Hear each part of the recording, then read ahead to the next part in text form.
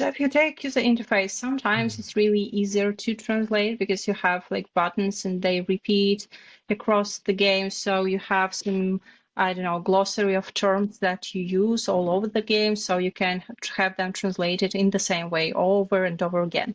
But sometimes you need to be sure that you really fit the interface and the images that you have in your game. So a very good example is when translators get some strings where they have just some words for some rewards you can get in a game, but they don't have any images. And so in this case, sometimes you just don't know what is the difference between, I don't know, a chest and a bag, and sometimes, I don't know, a treasure chest. What should be the difference in that language? So they need to have the images to do the translation in a correct way.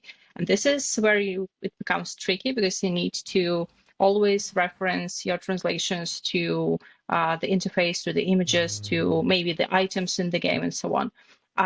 And when it comes to dialects and to the narrative, here the challenge is that often you have a lot of dialogue options in your game. So you need to translate in a way that would fit different dialogue options that a user can pick and go on with. So this is also something that you need to consider, and sometimes you need to consider, for example, gender of characters you have on your screen, and these characters can be different based on who you picked for your companion, for example. So this is something also translators should keep in mind. So that is why for game translation and game localization, it is super important to have as much context as you can get.